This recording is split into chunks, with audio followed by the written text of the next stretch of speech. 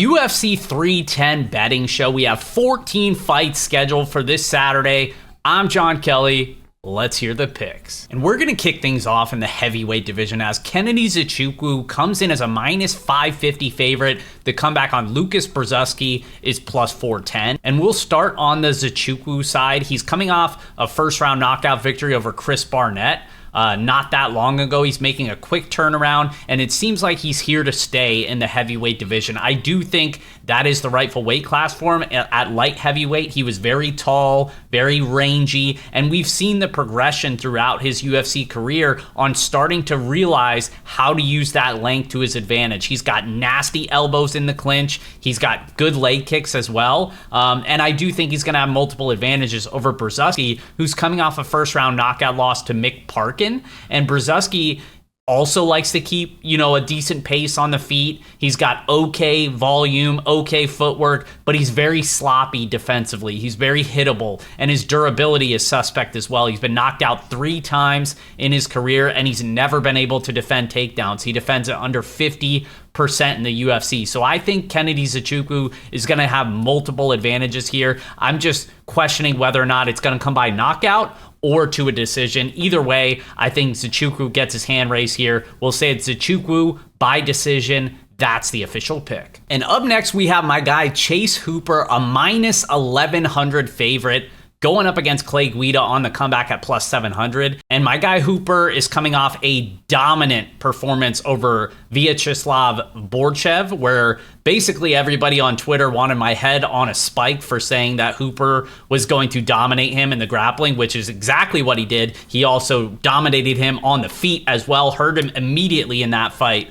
So you love to see it there. Love my guy Chase Hooper. Always going to be rooting for him. Now he gets a much easier matchup against Clay Guida, and that's why he's such a massive favorite here, because not only does he not really have to worry about the big power shots, because the main weakness of Chase Hooper is that he has basically no striking defense, and so he eats a lot of clean shots. Now, somebody like Clay Guida is not really known for his one-punching power, especially at 43 years old. He turns 43 next week. And the fighting style of Clay Guida fits into perfectly a guy like Chase Hooper, somebody that doesn't necessarily have the best wrestling, but he has excellent jiu-jitsu and he wants to fight on the mat. Now he has a willing dance partner in Clay Guida, somebody that's going to want to implement the wrestling. He averages over 3 takedowns per 15 minutes, and I think that's such a massive mistake for him here to go to the ground with Chase Hooper, who's a very slick submission grappler, who's one of the better grapplers in the division, and Clay Guida's been submitted 11 times in his lengthy career. So that's what I think is going to happen here. I think even if it's, minus 120 or whatever, I still think that's good for the submission prop on Chase Hooper. I think that is the most likely outcome, and by a wide margin. We'll say it's Chase Hooper by submission. That's the official pick. And next fight up, we have Michael Chiesa taking on Max Griffin. This fight is currently lined as a pick'em, but if you were subscribed to fightnumbers.com, subscribers got the plus money on Michael Chiesa. We have Pepe and Ozzy both aligned on that site. Again, that's fightnumbers.com, where you can see all of their picks for the big pay-per-view this weekend. And I agree. I'm going to be on that side as well. I think Michael Chiesa is clearly the side in this matchup, because not only do you have someone in Max Griffin who's getting older now, he's 39 years old, but he also has never been a good round winner. The guy has power. There's no doubt about it. He's landed, I think it's 9 knockdowns in the UFC, and 9 of his 20 career wins have come by knockout. But he also just doesn't typically win rounds. He doesn't have a ton of volume, and certainly over his last few fights, the volume has kind of fallen off a cliff, and he's leaned on his wrestling a little bit. He averages over 1.5 takedowns per 15 minutes. That's not going to be a path for him here against Michael Chiesa, who's going to have a substantial wrestling advantage. He's also the much better submission grappler as well. And even though he's not a great striker, he should stay defensively sound enough, or at least long enough, to get in on the hips and get to his wrestling. And that's where I think the biggest advantage is in this fight. And I'd expect him to get the job done here. We'll say it's Chiesa by decision. That's the official pick. Next fight up, we have Joshua Van, a minus 155 favorite. The comeback on Cody Durden is plus 130. And this is a matchup that I kind of struggled with, because I could definitely see the case for the underdog in Cody Durden here. He's somebody that we know is going to bring that relentless wrestling style. He averages over 4 takedowns per 15 minutes, but he also tends to slow in extended fights because he pushes that wrestling pace so heavily. And he's facing someone in Joshua Van, who I've never been as high on as the market, somebody that generally starts slow and builds into his fights, but he has good cardio, good volume, and he's typically going to take over in the second and third round, and that just kind of matches up really well with Cody Durden. If Durden's able to have wrestling success early, I think maybe he can start to fade, and Van takes over with the bigger shots on the feet and having the better gas tank and optics down the stretch. So it's one where I prefer the live look for Joshua Van. I'm not going to bet this pre-flop.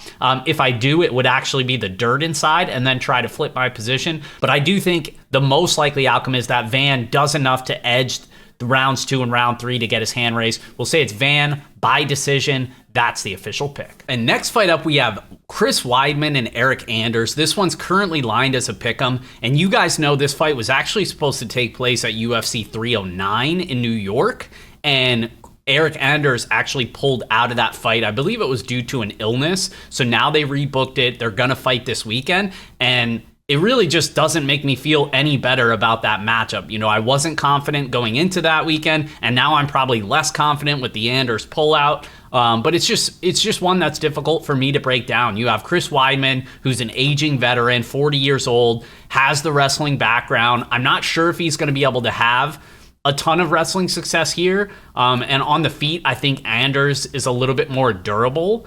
So it's just a spot where I just don't feel good either way. Anders is not a good round winner. Historically, just not somebody that I like to back. And I'm also just really hesitant about backing Chris Weidman in this spot here. So it's one that I feel like I don't have a good read on. So I'm just going to stay away. In terms of the official pick, it's going to be Anders by decision. That's the official pick. Next fight up, we have Brian Battle, a -225 favorite. The comeback on Randy Brown is +185. And we'll start on the Battle side. This dude, I say it just about every time he fights now. For my money, he's made the most improvements since coming into the UFC. If you remember back on The Ultimate Fighter, he's this out of shape, kind of chubby looking dude that didn't really have much of a skill set. And now look at him. The dude's an absolute killer. He's definitely made improvements in multiple aspects of his game. High volume on the feet. He's got power on the feet as well. And he's shown he has the ability to land takedowns. Now, he can give up takedowns, but that's typically coming against the better grapplers. And I don't think that's going to be a path whatsoever for Randy Brown. I actually think Battle would be the one more likely to land takedowns if he were to go to it. But I don't really think he does either. I think this fight plays out mostly on the feet with Randy Brown trying to stay on the outside, but I think it's going to be Battle landing the more volume and the more impactful shots as well, and I think he's a little bit more durable as well. So it's going to be Brian Battle by decision. I do think this hits the judges' scorecards, but Battle gets his hand raised. That's the official pick. Which brings us to our next matchup in the featherweight division, as Movsar Evloev comes in as a -265 favorite. The comeback on Aljamain Sterling is +215. And we'll start on the Evloev side. He's 8-0 in the UFC. He's undefeated as a professional, and he's honestly just one of the more difficult matchups of this entire division. He brings a relentless wrestling pace. We have a lot of wrestlers on this card, guys that like to go for takedowns, and none more so than Evloev. He averages 4.75 takedowns per 15 minutes. He's a great scrambler. He's got solid striking as well, good leg kicks on the feet.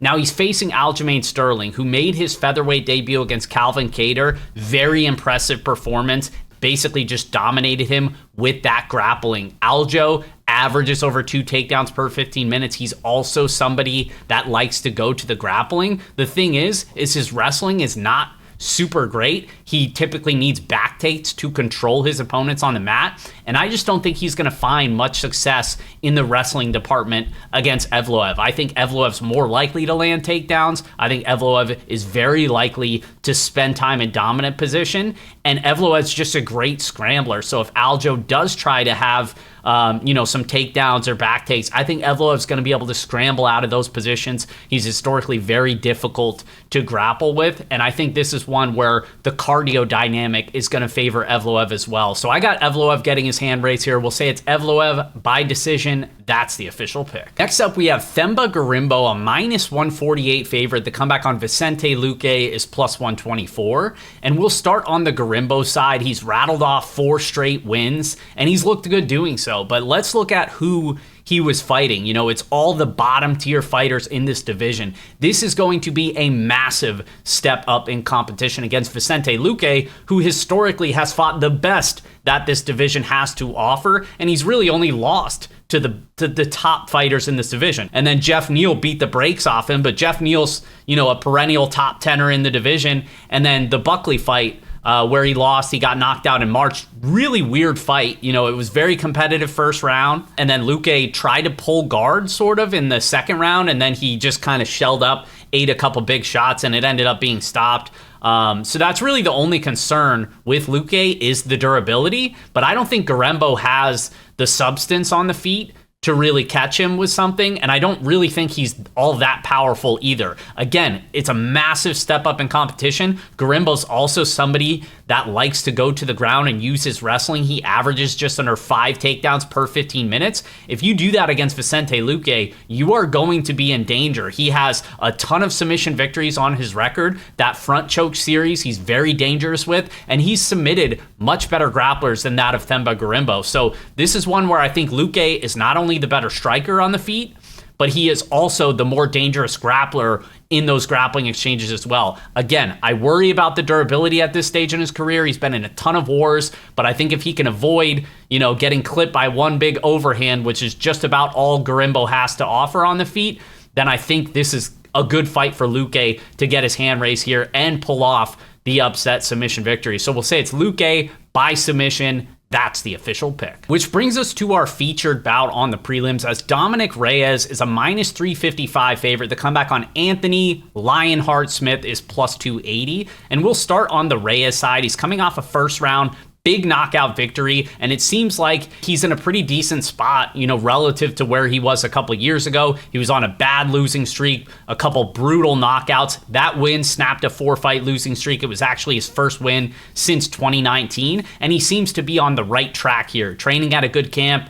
He's going to have multiple advantages in this spot. That's why he's a big favorite. I expect the cardio to be an edge for him as well, and he's facing someone in Anthony Smith that's never been a good round winner. Anthony Smith is a finisher by nature, but outside of him landing a big shot on the feet, pulling off a big submission like he did against Vitor Petrino, like outside of him doing that, he's not a good round winner. He doesn't have much volume. He's susceptible to leg kicks. He's susceptible to getting hurt on the feet. He's been knocked out a bunch in his career. So this is one where I just expect Reyes, even though he has durability issues of his own, I think all of his other advantages in this matchup is going to outweigh the durability concern. So I'd expect him to take over as the fight goes on and actually get a finish here against Anthony Smith. We'll say it's Reyes by TKO. That's the official pick. And up next, we have Nate Landwehr taking on Doo-Ho Choi. Landwehr's currently a minus 142 favorite. The comeback on Choi is plus 120. And I like the Landwehr side in this matchup because I do think he's going to have multiple advantages here. Now, he is facing a power puncher in Doo-Ho Choi. Most of his wins have come by knockout. He does have knockout power. We saw that in his last fight, and Landwehr has been knocked out multiple times. He was also hurt in his last fight in Atlantic City against Jamal Emmers. He was dropped in the first round. He came back and ended up getting the finish himself in that same round. And that kind of speaks to his fighting style. He has a relentless pace. He's going to be moving forward with that forward pressure nonstop. And he wants to really just land a ton of big shots, put on a show for the fans. But because of that, he gets reckless defensively. So this is going to be a fight where he needs to mind his P's and Q's so he doesn't, get knocked out by Choi. But outside of that, I think he's going to have the volume advantage, the cardio advantage, and I actually think there's a sneaky wrestling advantage here against Doo-Ho Choi, who has never been able to defend takedowns. He defends takedowns at under 50%, and Landwehr has shown he can consistently land takedowns. Now, I don't think that's going to be the game plan because, again, he wants to put on a show for the fans. He wants to bang on the feet. but I still think if he were to get hurt on the feet, as long as he doesn't get knocked out, then he could potentially lean on that wrestling as well. So this is one where I think it's going to be competitive, but I do lean with the Landwehr side, and I think he gets his hand raised. We'll say it's Landwehr by decision. That's the official pick. And up next, we have Bryce Mitchell, a -800 favorite. The comeback on Kron Gracie is +550. And Bryce Mitchell's coming off a brutal knockout loss to Josh Emmett last year, but this is a really good bounce back spot for him. And you see that in the betting line because he's going to have multiple advantages here. Not only is he going to have the wrestling advantage, he averages just under 4 takedowns per 15 minutes, but he also, I think, is going to have a potential striking advantage too. And you never say that in a Bryce Mitchell fight because on the feet, he doesn't really have a ton to offer outside of his leg kicks, but neither does Kron Gracie. This dude threw only 57 strikes over 15 minutes his last time out. He looked like he did not want to be in there. And guys, going into this fight, there's a quote going around where he said, yeah, I don't care where I'm at on the card. The sooner I fight, the sooner I can get back to my life. Like, the dude does not care whatsoever, doesn't have a good fight IQ. All of his wins are early submission victories. He has no sense of volume, no sense of cardio, no sense of fight IQ, and he's going to be at a wrestling disadvantage here unless he can pull off some sort of hero submission off his back, most likely. I just don't really see a path to victory for him here. So it's going to be Mitchell here. The question is whether or not Mitchell gets the finish. We'll say Mitchell by decision. That's the official pick. And up next, we have Cyril Gane, a -355 favorite. The comeback on Alexander Volkov is +280. And these guys actually fought back in 2021. They were the main event for that card. And Cyril Gane just kind of, coasted to a decision victory in that fight. It was where it kind of played out competitively. But at the same time, the rounds were also pretty clear that Cyril Gane was ahead. And now this one's only 3 rounds. And I think even more so, that's going to favor Cyril Gane because he likes to get out early on the scorecards. I expect him to be landing a little bit more volume while the fight plays out on the outside. Gane has those very powerful leg kicks, and I think that's going to be the difference maker here. So again, I could see it playing out pretty similar to the first fight where it's like Volkov's not completely out of it. He's somewhat competitive, but the rounds are still clearly in favor of Cyril Gane landing the bigger shots and landing more volume. So we'll say it's Gane by decision. That's the official pick. Which brings us to our co-main event. Shavkat Rakhmonov is a -360 favorite. The comeback on Ian Gary is +285. And you guys know me, I'm a big Shavkat guy. I think he's one of the most exciting prospects in this division and a future title challenger. And I think if he gets the win this weekend, he will be fighting for the belt his next time out. And I do expect him to get his hand raised here because not only is he very well-rounded, he's got, sharp elbows, good striking on the feet, but he also has a solid ground game as well. He's got a bunch of wins by submission. He's willing to bully guys up in the clinch, take them down, and that's where I think he's going to have success here against Ian Gary. Gary is a good striker. I say that each and every time out, but his defense is lacking at times, and that's why you've seen him pay the price at times against power punchers where they've been able to hurt him. Now, he has been able to rebound and still win in those fights, but I do think the L is coming here. I just think he's outmatched for Shavkat Rakhmonov. He's too well-rounded. He can win in so many ways. This is a 5-round fight as well, and I actually think that favors the Shavkat side, so we'll see how it plays out, but I like Rakhmonov. I think he gets his hand raised. We'll say it's Rakhmonov by decision. That's the official pick. Which brings us to our main event as Alexander Pantoja is a -270 favorite. The comeback on Kai Asakura is +220. And we'll start on the Pantoja side. He defended his belt against Steve Erceg last time out, and now he's coming in as a sizable favorite against UFC newcomer Kai Asakura. Now, Asakura is coming from Rizin. He's the former bantamweight champion over there, and he is a very exciting striker. This dude's striking is very good, very sharp, very explosive. He has big knockout power. He has a win over Manel Kape. He has a win over Haile Alatang, Horiguchi as well over in Rizin. Like, he's a very good fighter, and it's not just the striking because he's developed, his takedown defense is very good. He's got good sprawls, good instincts. He's doing the right things. And I think he's probably the more dangerous fighter while the fight plays out on the feet. However, I do think Pantoja, great back taker. I do think he finds ways to get to the back. And even in this matchup where some of his initial takedowns might get stuffed, I do think eventually he does find some grappling success. So this is one where I don't like the price of Pantoja here because I think Asakura is so dangerous while the fight plays out on the feet.